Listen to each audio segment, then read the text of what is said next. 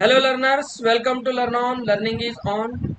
UGEE triple IT Hyderabad CUET और BITSAT के हमारे वीडियो लेक्चर सेशन में आज के वीडियो नंबर 18 में मैं अतुल आपका मैथमेटिक्स मेंटर स्वागत करता हूं। आज के इस सेशन में हम एग्जाम के 2 दिन पहले कुछ इंपॉर्टेंट क्वेश्चन के लिए रिप सेक्शन में सेशन लेके आए हैं। इस सेशन में हम अभी करेंगे रीप के कुछ सवाल। ये हम 2 पार्ट में करेंगे।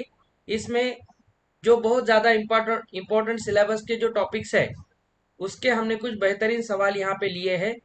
आपको वीडियो पॉज करते हुए खुद से एक बार ट्राई करना है और आपकी प्रिपरेशन अब जिस लेवल पे आपको दिखती है, मान ले लगभग इसी टाइप के सवाल अब आपको एग्जाम में देखने को मिल सकते हैं।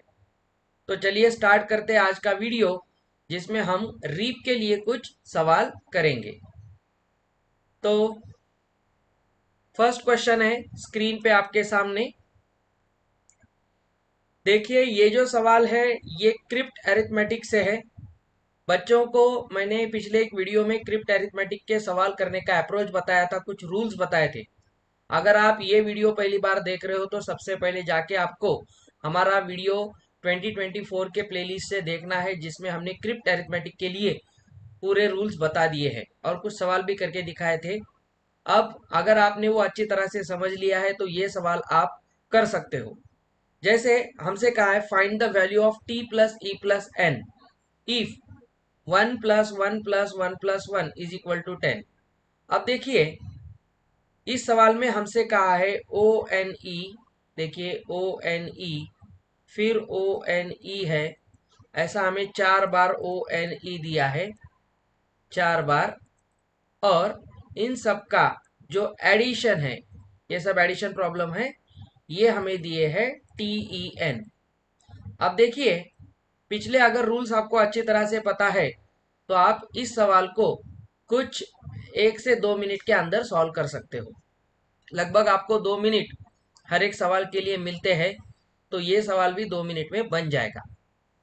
अब हमसे t plus E plus N पूछा है, तो इसका मतलब हमें टी ई एन ये तीनों की वैल्यू फाइंड आउट करनी पड़ेगी। तो चलिए हम यूनिट डिजिट से इसे स्टार्ट करते हुए देखते हैं। हमें पता है क्रिप्ट अरिथमेटिक के रूल्स में एक लेटर को हम एक ही डिजिट क्या कर सकते हैं, अलॉट कर सकते हैं।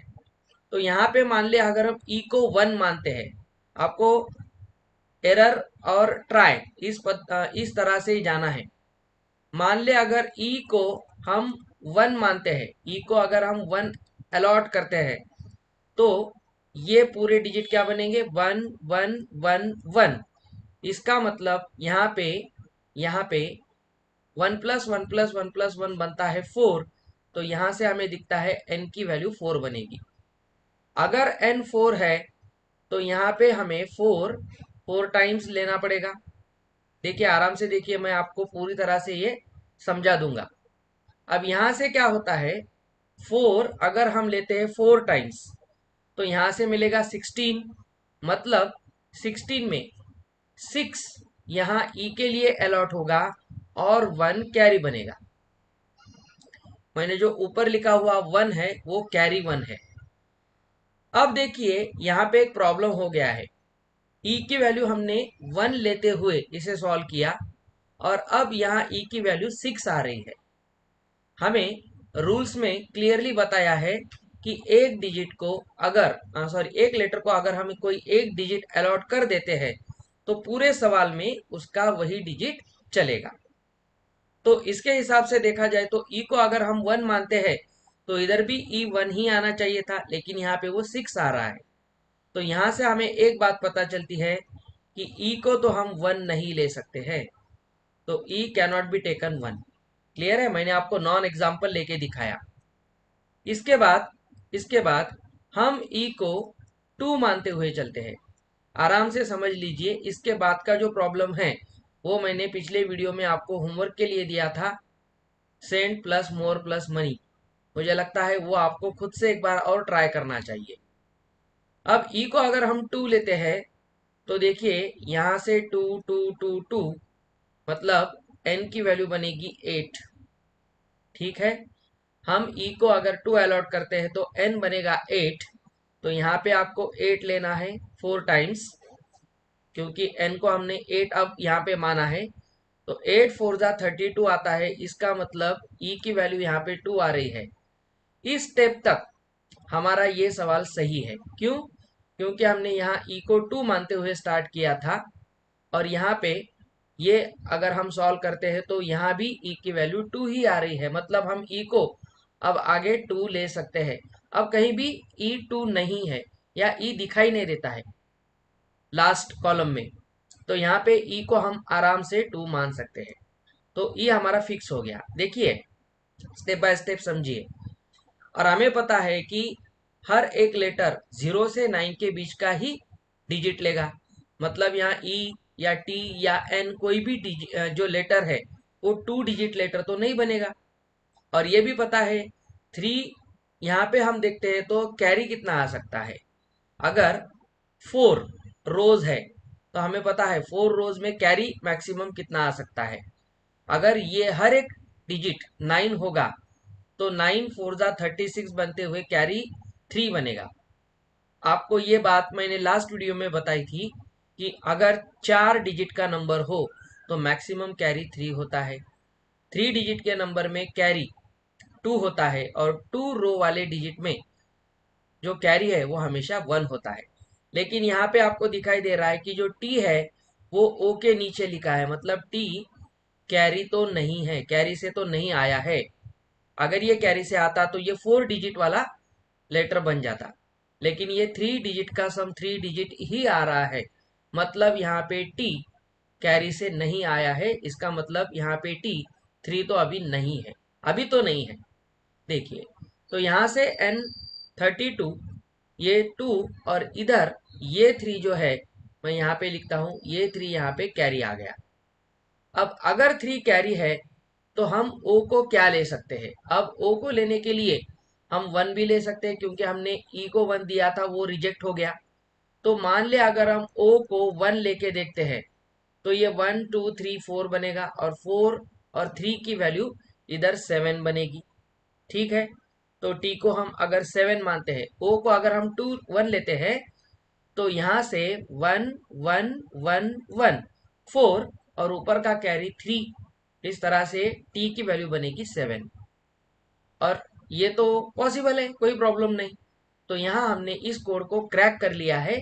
तो यहाँ से ओ 1 है और जो टी है वो 7 बन गया है, और ई हमारे पास 2 आ गया है।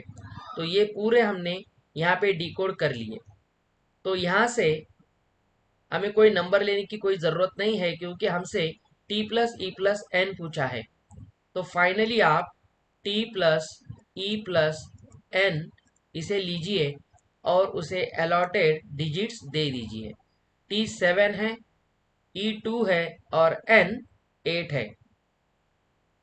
तो यहाँ से इनका सम बनता है 17, और वो हमारा ऑप्शन डी है। ओके, तो कुछ बच्चे मुझे व्हाट्सएप ग्रुप पे कह रहे थे कि still crypt arithmetic problems are difficult. नहीं, इसमें कोई शॉर्टकट फॉर्मूला तो है ही नहीं।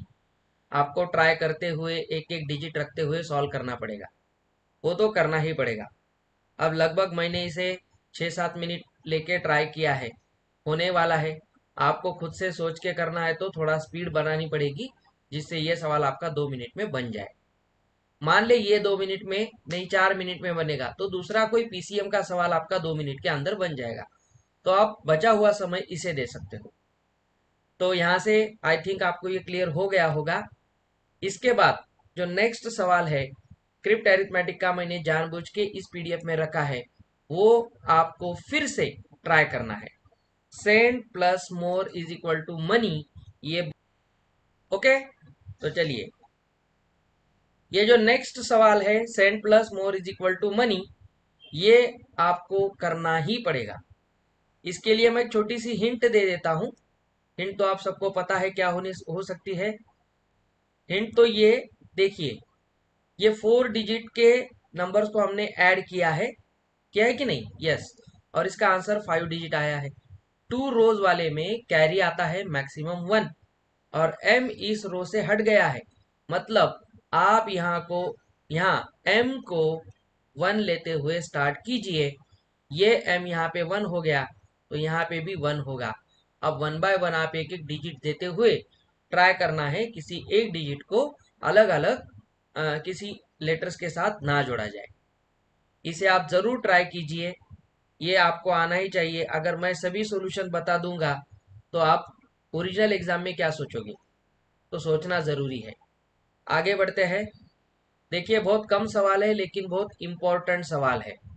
अब ये एक सवाल है, आपको क्रिटिकल थिंकिंग पे दिया है या अरेंजमेंट पे दिया है। अरेंजमेंट के भी सवाल आते हैं, लेकिन ये सवाल जनरल सवालों से थोड़ा कॉम्प्लेक्स है। आराम से किसी भी क्रिटिकल थिंकिंग के टॉपिक का सवाल करते समय, उसका नाम ही क्रिटिकल थिंकिंग है, तो आपको थिंकिंग तो करनी पड़ेगी। और जिस तरह से आप पढ़ते जाओगे उस तरह से आपको एक डायग्राम बनाने की कोशिश करनी है। मैं आपके लिए सवाल पढ़ देता हूं।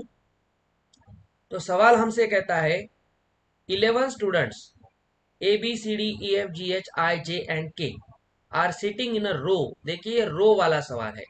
मैं जहां जहां आपको कुछ बताऊंगा वहां पे मैं अंडरलाइन करूंगा। तो ये रो वाला सवाल है, मतलब ये सर्कुलर अरेंजमेंट नहीं है। ठीक है, तो आप कोई सर्कल नहीं बनाओगे। कितने स्टूडेंट के लिए है? 11 स्टूडेंट्स है। Of the class facing the teacher, teacher की तरफ वो फेस करते हुए बैठे हैं। ठीक है, हम एक काम करते हैं, यहाँ पे हम टीचर है ऐसा मानते हैं, ये टीचर है, और 11 सीट्स हम यहाँ पे अलॉट कर देते हैं। 2 3 4 5 6 7 8 9 10 11। अब 11 सीट्स हमने दे दी है, एक रो में आ गई है। तो आपको सबसे पहले डायग्राम बनानी है।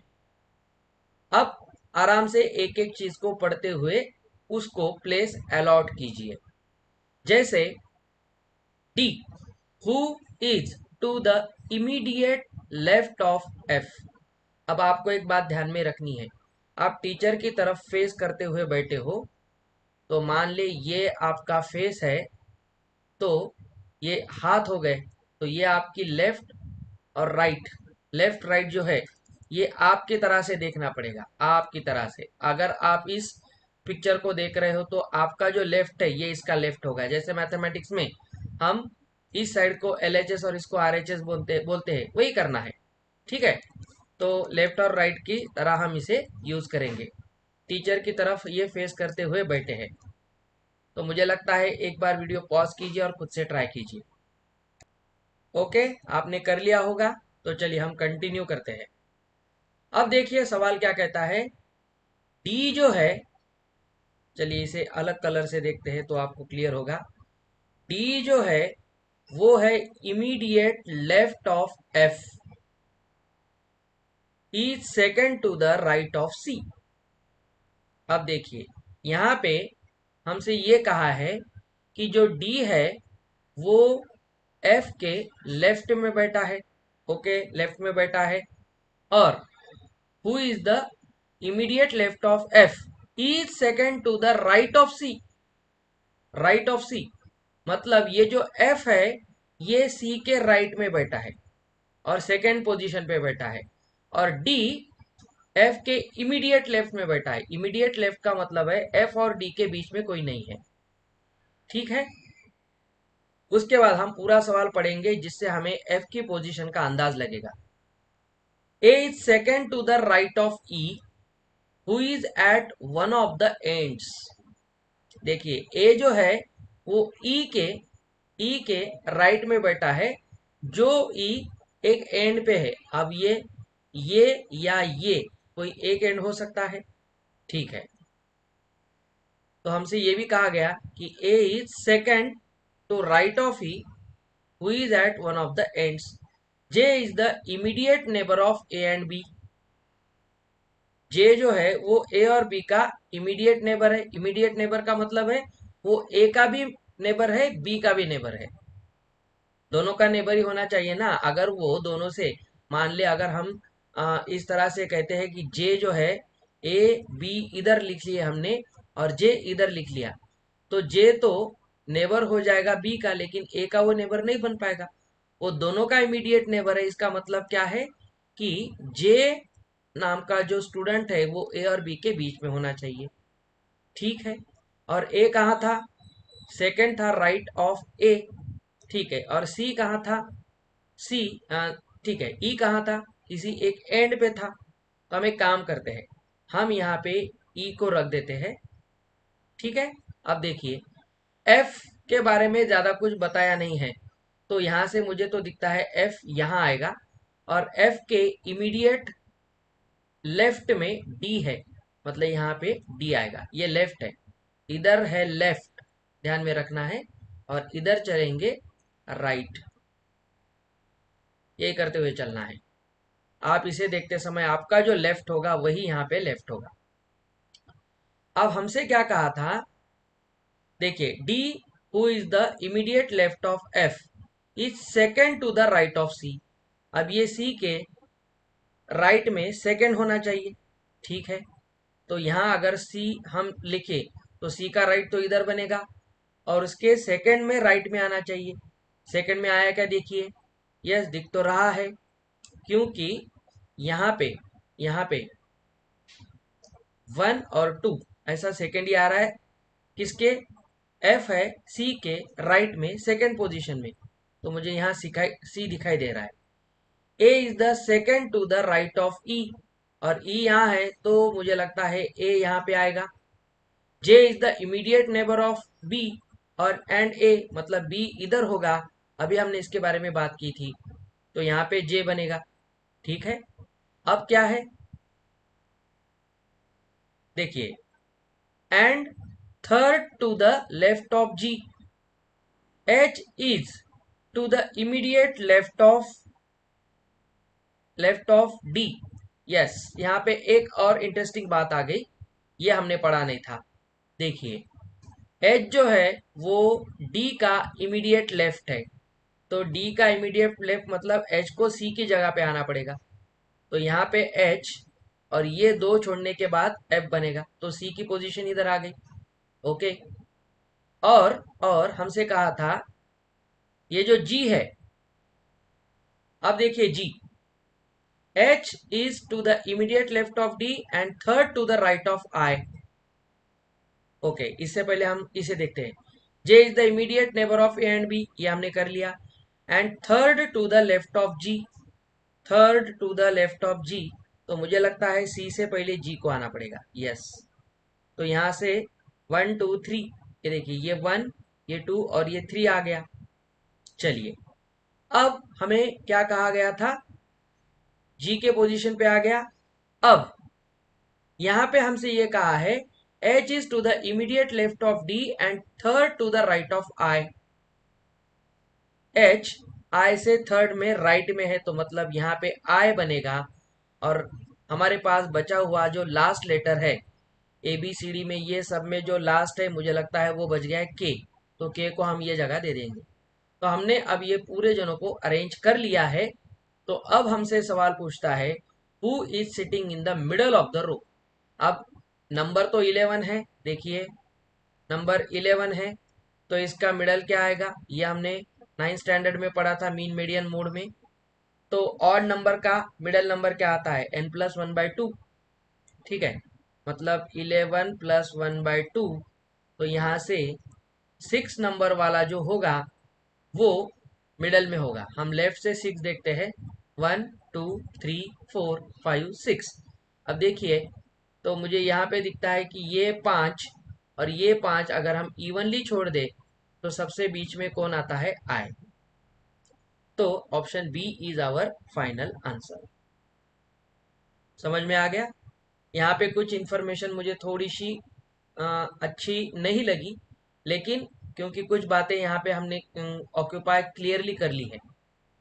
तो देखिए, मैंने बहुत कम सवाल लिए लेकिन बहुत ही क्वालिटी सवाल है। चलिए, आई होप आपको ये क्लियर हो गया होगा। नेक्स्ट नेक्स्ट आपको देखना है, देखिए सिलोगिज्म का ये क्वेश्चन है आपसे।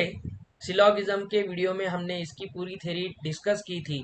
सिलोगिज्म में आपको सम और ऑल या नो ऐसे ही सवाल पूछे जाएंगे। इसके लिए हम क्या करते थे? हम वेन डायग्राम्स बनाते थे। तो यहाँ पे भी हम वेन डायग्राम बना के सॉल्व करेंगे। आपको पता है सिलोगिज्म में कुछ स्टेटमेंट्स होते हैं और उसके बाद कुछ कंक्लूजन्स होते हैं, और हमें उसके बेस पे ये स्टेटमेंट किस कंक्लूजन को फॉलो करते हैं वो हमें देखना होता है। ठीक है, कंक्लूजन के बेस पे ही हम करेंगे। तो एक बार वीडियो पॉज कीजिए, खुद से ट्राई कीजिए। चलिए, ट्राई कर लिया। अब देखिए, इसके बारे में भी हमने एक इंडिविजुअल वीडियो बनाया था, वो देखने के बाद आप इसे सॉल्व कर सकते हो। जो बच्चे पहली बार देख रहे हैं वो कंफ्यूज होंगे एज यूजुअल। देखिए, ऑल कैट्स आर डॉग्स, इसके बारे में हमने पढ़ा था। मान ले ये है cats, all cats are dog, हम इस तरह से वेन डायग्राम बनाते थे। ऑल कैट्स आर डॉग्स, तो सभी कैट्स डॉग है, मतलब क्या होगा, कैट्स का जो सेट है वो डॉग्स के सेट का सबसेट होगा। ठीक है। Some pigs are cats, some pigs are cats, तो मान ले हम यहाँ पे इस तरह से फिगर बनाएंगे, सम पिग्स आर कैट्स, तो मतलब ये जो पार्ट है ये आना चाहिए, तो कुछ कुछ तो पिग जो है वो कैट है। ओके, तो ये इस तरह से बन रहा है। उसके बाद all dogs are tigers, all dogs are tigers, तो सभी डॉग्स टाइगर्स है, मतलब डॉग्स को टाइगर का सबसेट बनना पड़ेगा। तो यहाँ पे ये हम टाइगर के लिए टी लिखते हैं। देखिए, अब हमारा सवाल खत्म हो गया है, क्योंकि हमने वेन डायग्राम तो अब क्लियरली बनाई है। अब कंक्लूजन्स पढ़ना है और इसे ऑब्जर्व करते हुए ऑप्शन को मार्क करना है। जैसे ये कहता है, कंक्लूजन फर्स्ट हमसे कहता है some tigers are cats, some tigers are cats. देखिए, सम टाइगर्स आर कैट्स, सही बात है, क्योंकि कैट्स तो टाइगर का सबसेट हो गया। अगर सभी कैट्स टाइगर है, वो उसका सबसेट है, तो टाइगर तो सुपर सेट हो गया। सुपर सेट में टाइगर कुछ ना कुछ तो कैट जरूर आएगी। सभी कैट्स आ रही है तो सम तो आएगी आएगी, मतलब मुझे लगता है यहाँ पे 1 is ट्रू, ये ट्रू है। सम पिग्स आर टाइगर्स, देखिए टाइगर के बड़े सेट में कुछ पिग्स तो जरूर है, जैसे कैट है वैसे कुछ पिग्स भी है, ये भी मुझे करेक्ट लग रहा है। ऑल कैट्स आर टाइगर्स, अब देखिए ऑल कैट्स आर टाइगर्स, सभी कैट्स टाइगर्स है। यस, ये भी सही है, क्योंकि देखिए सम टाइगर्स आर कैट्स, हाँ करेक्ट है। ऑल कैट्स आर टाइगर्स तो दिख ही रहा है यहाँ पे, क्योंकि कैट्स तो टाइगर का सबसेट है। Some cats are not tigers, ऐसा कैसा हो सकता है, अगर सभी कैट्स टाइगर्स है तो सम कैट्स टाइगर नहीं है, ये तो अलग और गलत स्टेटमेंट है, तो ये गलत है। तो यहाँ से दिखता है ओनली 1 2 3 ये फॉलो करते हैं, so option 2 is the answer. समझे? नहीं तो ये सोचने में बहुत कॉम्प्लिकेटेड होता है। हमने हर एक पार्ट पे 2023 और 2024 के प्लेलिस्ट में सभी चैप्टर्स कवर किए हैं, तो ज़रूर देखना है और फिर ये सेशन देखना है। चलिए, नेक्स्ट सवाल। ये अब मैं जो कुछ टॉपिक है उसके लिए मैं आपको कुछ यहाँ पे थ्योरी भी बताऊंगा। ठीक है, जैसे हमने आज इस लेक्चर में डायरेक्शन सेंस का भी एक क्वेश्चन लिया है, उसके साथ हमने क्लॉक के लिए भी एक सवाल लिया है। कल के लेक्चर में हम लिंग्विस्टिक करेंगे, लिंग्विस्टिक के साथ और मुझे कौन सा लगता है कैलेंडर वाला भी एक करेंगे, ब्लड रिलेशन वाले भी करेंगे। ठीक है, तो हमारी ये रिप के सेशंस में लगभग आपके सभी चैप्टर्स का एक बार रिवीजन हो जाएगा, और ये सभी बढ़िया सवाल है। देखिए, यहाँ पे हमें पता है कि अगर आप डायरेक्शन के सवाल करते हो तो बहुत सारे बच्चे नॉर्थ ईस्ट साउथ वेस्ट को लेके थोड़े से कंफ्यूज होते हैं। तो लेफ्ट जाना है तो किधर का लेफ्ट, राइट जाना है तो किधर का राइट, ऐसा नहीं सोचना है। हम जैसे डायरेक्शन को देखते हैं उसी तरह से देखना है। हमें स्टैंडर्ड डायरेक्शन पता है, वो हम परपेंडिकुलर लाइन से दिखाते हैं। तो यहाँ पे हमें पता है नॉर्थ, नीचे साउथ, इधर ईस्ट और इधर वेस्ट होगा। ठीक है, यही हमने लिखा है। अब नॉर्थ और ईस्ट के बीच में नॉर्थ ईस्ट होगा, साउथ और ईस्ट के बीच में साउथ ईस्ट होगा। उसी तरह यहाँ पे साउथ वेस्ट होगा और यहाँ पे नॉर्थ वेस्ट होगा। साउथ वेस्ट को वेस्ट साउथ ना कहिए, जो मेन डायरेक्शन होती है उसे पहले लिखते हैं। ठीक है, अब एक टिप मैं यहाँ पे आपको प्रिंट करके दिया हूँ, वो ध्यान में रखिए और इससे आपके कंफ्यूजन दूर हो जाएंगे। बहुत सारे बच्चे यहाँ पे कंफ्यूज होते हैं। Whenever you are solving a direction problem, you must assume that you are at the intersection point. मतलब आप यहाँ जो इंटरसेक्शन हुआ है ना, यहाँ पे हो, जो मैं आपको यहाँ येलो कलर से दिखा रहा हूँ, ये हो आप, यू, बस। तो ये जो इंटरसेक्शन है डायरेक्शंस का, वहां पे आपको खुद को एज्यूम करना है। अब सवाल बन जाएंगे, बस इतना ही देखना होता है। जब मैं कहूँ कि चलिए एक मैं आपको छोटा सा एग्जांपल देता हूँ। मान ले कोई ए नाम का बच्चा है या कोई पर्सन है, वो जाता है ईस्ट में, तो आप कहाँ जाओगे? ऊपर की डायरेक्शन को देखिए, ईस्ट किधर है? अब उसका ईस्ट उसका साउथ ऐसा नहीं होता है, ईस्ट तो ईस्ट की तरफ ही होगा। जो हमने यहाँ पे प्लेन पे निकाला है, तो वो चलेगा ईस्ट की तरफ। अब क्या होता है, इसका जो फेस है वो देखिए कहाँ है। इसका फेस इस डायरेक्शन में है। तो मुझे तो समझ में आ रहा है, अगर हम इस डायरेक्शन में हैं तो ये होगा लेफ्ट और ये होगा राइट। अगर आपका फेस इधर है, ये फेस है, तो इधर लेफ्ट और इधर राइट होगा। बस यही आपको देखना होता है। तो मैंने अगर आपसे कहा कि वो पहले ईस्ट में गया, फिर अपने लेफ्ट में टर्न हुआ और नॉर्थ को गया, तो ये इधर जाएगा, ये लेफ्ट है, नॉर्थ में जाएगा। फिर वो राइट में टर्न हुआ, अब राइट किधर है? अब इधर फेस है, ये फेस है, तो इधर लेफ्ट इधर राइट होगा। क्लियर है? तो यहां से मुझे दिखता है कि वो राइट में मतलब इधर जाएगा, राइट में चला गया और ईस्ट में गया। फिर वो राइट में टर्न हुआ, अब राइट में टर्न हुआ और वो साउथ ईस्ट में गया। अब राइट टर्न मतलब इधर टर्न हुआ और साउथ ईस्ट मतलब वो डायगोनली चला गया। समझ में आया आपको? तो ये डायरेक्शंस का सेंस होता है। अब हम एक्चुअल सवाल करेंगे, बहुत कॉम्प्लिकेटेड है। मैं इस पूरे लेक्चर में जो भी सवाल हमने लिए हैं वो थोड़े से कॉम्प्लिकेटेड है। आपको लगना चाहिए कि कुछ अच्छे सवाल हम करेंगे तो इजी सवाल तो बन ही जाएंगे। चलिए अब ये देखिए, कुछ स्टेटमेंट्स दिए हैं और बहुत इंटरेस्टिंग सवाल है, ये भी आपको देखना है। चलिए क्या कहता है सवाल? Agra is north of Erode and west of Calcutta. ठीक है, आगरा इरोड के नॉर्थ में है और कैलकटा के वेस्ट में है। तो एक काम करते हैं हम, आगरा नॉर्थ को है इरोड के, तो हम एक काम करेंगे, इरोड को ई कहेंगे। अब देखिए यहाँ पे ई है, इरोड के नॉर्थ में आगरा है। चलिए, नॉर्थ में मतलब ऊपर, ये नॉर्थ है, ऊपर नॉर्थ होता है। मैं आपके लिए डायरेक्शंस लिख देता हूँ, ये नॉर्थ, ये साउथ, ये ईस्ट और ये वेस्ट। ठीक है, दिस इज द बेस्ट। तो इरोड के नॉर्थ में आगरा है। Bombay is north of Agra and west of Frederick Town. अब बॉम्बे आगरा के नॉर्थ में मतलब ऊपर है, यहाँ ये नॉर्थ में चल रहे हैं, हम ऊपर जा रहे हैं, आगरा के नॉर्थ में है। And west of Frederick Town, west मतलब इधर। देखिए अब आपके स्क्रीन के हिसाब से इधर, ठीक है, इधर दिख रहा है, वेस्ट स्क्रीन पे इधर ही है। तो मुझे लगता है फेड्रिक यहाँ पे होगा। चलिए, फेड्रिक, फेड्रिक सिटी या Friedrich town. Delhi is south and east of Agra. South and east देखिए मतलब नीचे, इधर किधर तो भी दिल्ली यहाँ पे है। अब दिल्ली के बारे में कुछ और कहा है क्या, ये भी देख लीजिए थोड़ा सा। Yes, Delhi is south and east of Agra. Agra का है, बॉम्बे के नहीं, सॉरी, मतलब इधर कहीं तो भी दिल्ली होगा। Okay, Erode is north of Faridabad. Erode जो है फरीदाबाद के नॉर्थ में है and east of Delhi. Yes sir, हमें तो ये दिख रहा है। अगर आगरा के नॉर्थ ईस्ट में दिल्ली होगा तो दिल्ली के वेस्ट में ही इरोड है ना।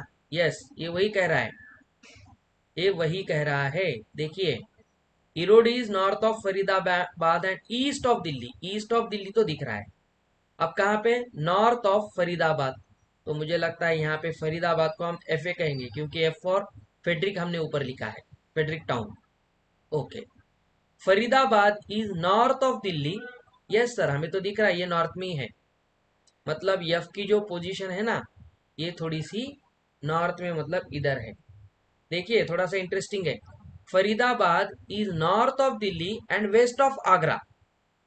अरे वाह, जैसे जैसे मैं पढ़ रहा हूँ फिगर बना रहा हूँ।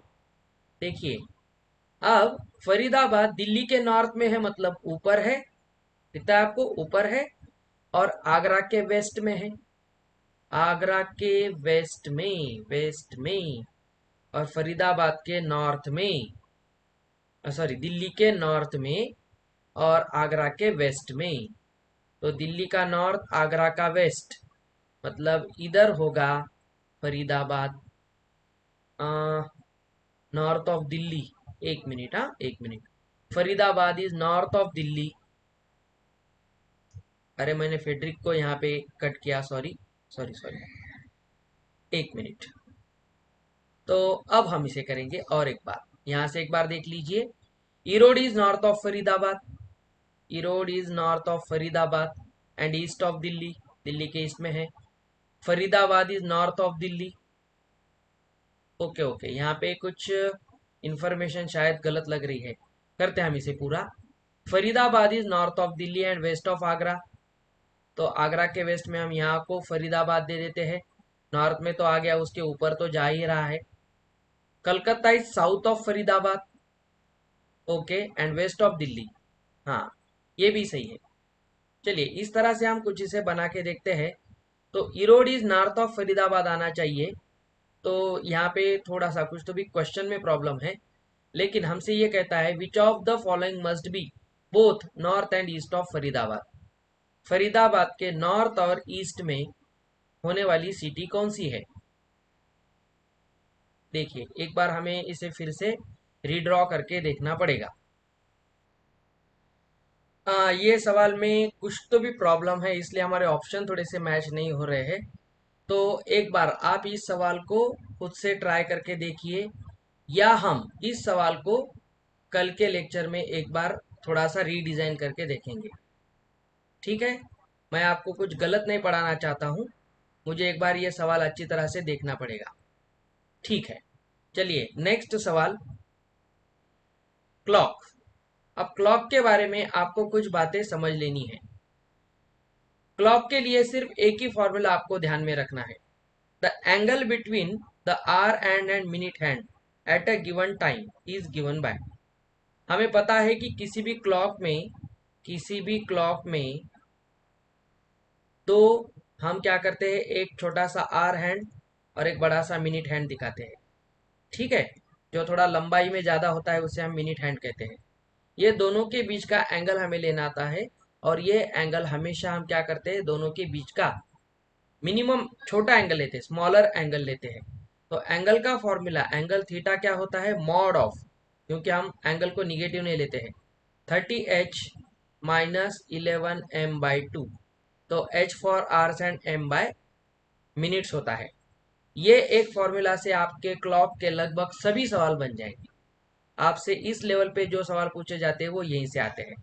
बस ये एक आपको ध्यान में रखना है, और बेसिक ज्योमेट्री जो हमें पता है वो अगर पता होगी तो खेल खत्म। जैसे नेक्स्ट सवाल देखना है, उससे पहले ये फॉर्मूला याद कर लीजिए। At what time in minutes between 3 o'clock and 4 o'clock both the needles will coincide each other। 3 से 4 के बीच में हमसे क्या कहता है, देखिए 3 बजे से 4 बजे के बीच में। तो ये हमारी क्लॉक है, तो यहाँ पे 3 और यहाँ पे 4 होगा। तो 3 और 4 के बीच में ये मान ले आर हैंड, हमें ये कहा है बोथ निडल्स, मतलब एक आर हैंड की एक मिनट हैंड की, ये दोनों कॉइंसाइड ईच अदर होगी, मतलब एक दूसरे पे आएगी। अब दोनों अगर एक दूसरे पे कॉइंसाइड होती है इस तरह से, तो इसका मतलब क्या है, ये दोनों में एंगल 0 डिग्री होता है। कॉइंसाइड का मतलब एंगल 0, ऑपोजिट का मतलब एंगल 180, परपेंडिकुलर दिया जाए तो 90 डिग्री। यही आपको ध्यान में रखना होता है, आपका सवाल बन जाएगा। यहाँ पे मैंने ऑप्शन नहीं दिया है, आपको ऑप्शन मिलेंगे क्वेश्चन में। तो 3 और 4 के बीच में कोइंसाइड करना है तो हम दो अलग अलग कलर से दिखाते हैं। मान ले इस तरह से हो तो यहाँ पे ये हमारा मिनिट हैंड होगा, रेड कलर वाला आर हैंड, और ये मिनिट हैंड होगा। कॉइंसाइड है तो आपको जब भी ये वर्ड दिखाई दे कॉइंसाइड, तो आपको क्या करना है, थीटा की वैल्यू 0 डिग्री लेनी है। ठीक है, 0 डिग्री लेनी है बस। अब हमसे कहते हैं कि बताइए टाइम क्या होगा, ये टाइम क्या होगा, ये अगर हम लेते हैं तो ये टाइम हमें बताना है। तो टाइम बताना कोई बड़ी बात नहीं है, 3 से 4 के बीच में है, तो 3 से आगे चलेंगे और बनाएंगे। तो थीटा का फॉर्मूला है theta is equal to mod of 30h minus 11m/2। Negative angle नहीं लेंगे, एंगल अगर 180 डिग्री से ज़्यादा होता है ये बीच का वैल्यू, तो हम उसे 360 में से सब्ट्रैक्ट करके लिखेंगे। ये 2-3 बातें आपको ध्यान में रखनी होती है, क्योंकि हम स्मॉलर एंगल लेते हैं, रिफ्लेक्स एंगल नहीं लेते हैं। आप ऑब्ट्यूस एंगल तक जा सकते हो, स्ट्रेट एंगल तक जा सकते हो। रिफ्लेक्स एंगल आ गया मतलब 180 से बड़ा आ गया, तो आपको 360 से उसे सब्ट्रैक्ट करना होता है। तो देखिए 30h माइनस 11m/2, तो एंगल को हम 0 रखेंगे यहाँ से। चलो 30h है, अब मैं यहाँ से मॉड हटा देता हूँ अभी। h है 3 और 4 के बीच में, 3 बज के समथिंग हुआ होगा, तो 3 आवर्स को हम 3 लिखेंगे। 11m यही तो हमें मिनट निकालना है, डिवाइडेड बाई 2। बस यहाँ से मुझे दिखता है ये बनेगा 90 माइनस 11m/2। तो आपको दिखाई दे रहा है कि 11m/2 ये 90 के बराबर होगा। तो मिनट निकालने हैं, वही हमारा फाइनल आंसर होगा 90 इंटू 2/11, और यहाँ से 180/11। अब इसे आप मिक्स फ्रैक्शन में कन्वर्ट कीजिए, तो 11 1 ज़ा 11, बच गए 7, 6 ज़ा 66, मतलब बच गए 4। तो देखिए 16 इंटीजर 4/11 मिनट्स। इस समय पे 3 और 4 के बीच में, इस समय पे इतने मिनट्स पे, आपको टाइम देखिए मिनट्स में पूछा है, तो 16 इंटीजर 4/11 मिनट्स में हमारे ये दोनों जो निडल्स है वो क्या होंगे, कोइंसाइड होंगे। ठीक है, तो आज के इस वीडियो में हमने इतने सवाल कर लिए हैं, और कुछ सवाल है, ये एक सवाल है, ये हम करके सेशन में करेंगे, और वो डायरेक्शन वाला भी एक बार फिर से करेंगे। आई होप आपको ये सवाल अच्छे लगे होंगे, कुछ नई बातें सीखने को मिली होगी। अच्छी तरह से प्रैक्टिस कीजिए, और रिप सेक्शन में 70 के आसपास स्कोर लाने का ट्राई कीजिए। फिर मिलते हैं नेक्स्ट वीडियो में। Till then happy learning with learn on. Have a nice day. Video अच्छा लगा हो तो like, subscribe, share and comment ज़रूर करना। Good bye.